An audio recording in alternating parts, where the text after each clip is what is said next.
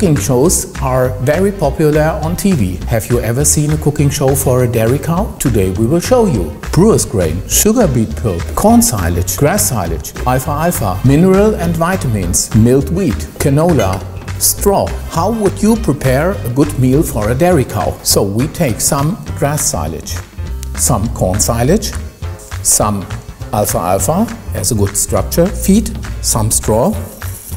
Then we need energy, we take wheat, we need some protein, in this case we take canola, or if it is possible we take some brewer's grain. On top we put some sugar beet pulp and last but not least some minerals and vitamins. And then we shake.